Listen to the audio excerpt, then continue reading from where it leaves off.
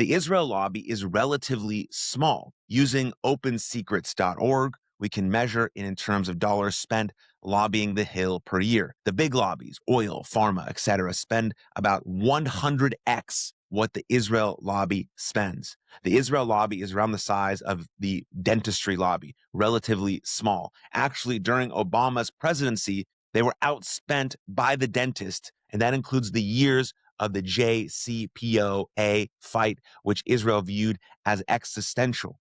So maybe under this logic, the dentists run the world too. Next, you can look at all the negative data points. Israel could not get a U.S. president to recognize its sovereignty over the Golan for almost 40 years, and that would have required only a stroke of a pen. Israelis asked Bush to bomb Syria's nuclear program in 2007. Bush easily said no. Israel put a strong request to Condoleezza Rice to add one little word to Bush's Palestine speech in 2002 to change Palestine to New Palestine.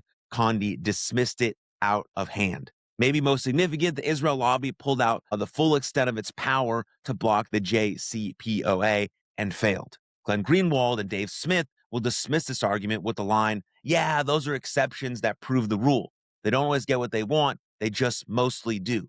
But what examples do they pull out to prove the mostly part? It's all the same evidence-free garbage. Iraq war, this Iran war, we'll get into that. Anti-BDS laws, we covered that, and aid to Israel. We send $3 to $4 billion to Israel in military aid per year, though it's not quite accurate to simply say that we send it there since they spend 80 to 90% of it back here to U.S.-owned companies. For people that don't know much about U.S. military spending, this is an extraordinary fact in need of a crazy explanation, like meeting a Chinese guy with a Jamaican accent. In reality, it's in line with America's military posture all over the world.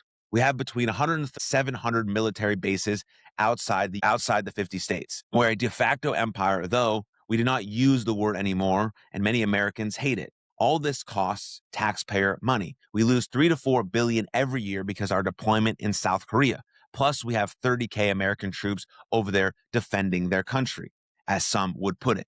But no one posits an all-powerful South Korea lobby is necessary to explain this.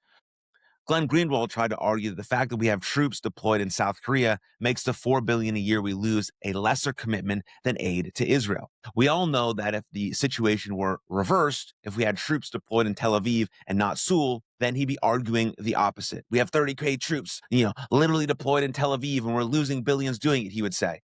Dave and Glenn are always reasoning backwards from their conclusion. They start from the premise that Israel is controlling us and fill in the reasons afterward.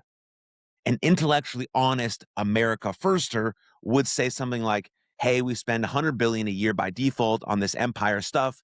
Let's stop it by getting out of South Korea, Europe, Middle East, etc. I could respect that argument. Instead, they focus 1,000 times more on Israel than any other spending that we do.